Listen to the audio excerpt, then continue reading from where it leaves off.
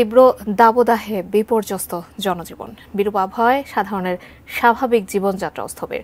পাবনার জয়কালী বাড়ি পাড়া থেকে সেখানকার খবর জানাচ্ছেন আমাদের সহকর্মী রিজভি জয়। রিজভি, কি জানাবেন এই মুহূর্তে? ধন্যবাদ।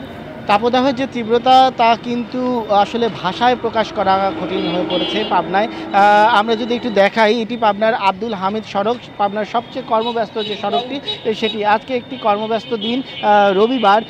তো সেদিনেও কিন্তু এই রাস্তাটি অন্যান্য সময়ে একেবারেই ট্রাফিক জ্যামে পূর্ণ থাকে এবং চলাচল করাই কঠিন থাকে। তো অপেক্ষাকৃত সেখানে কিন্তু একেবারেই জনসমাগম কম।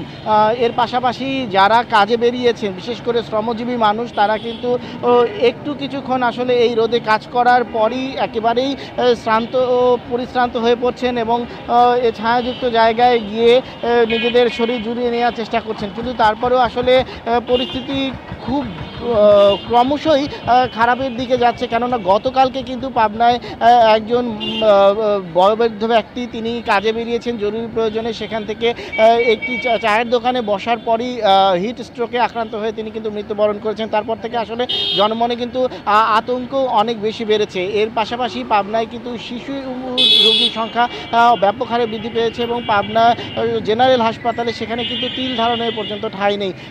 156 জন রোগী ভর্তি রয়েছে 42 শয্যার বিপরীতে। তো এই পরিস্থিতিতে চিকিৎসকেরা জরুরি বৈঠক করছেন এবং পরিস্থিতি কীভাবে তারা মোকাবেলা করবেন সে বিষয়ে কৌশল ঠিক করার চেষ্টা করছেন। এর পাশাপাশি সাধারণকে তারা কিন্তু বারবার পরামর্শ দিয়েছেন, বিশেষ করে শিশু রোগীদের, বাড়িতে যে সমস্ত শিশু রয়েছে তাদেরকে যেন এই গরম থেকে রক্ষার জন্য বারবার গা মুছিয়ে দেওয়া হয় এবং তরল খাবার যেন তাদেরকে বারবার খাওয়ানো হয় এবং কোনোভাবেই যেন বয়স্ক এবং শিশুদের রোদের সংস্পর্শে না আনা হয়।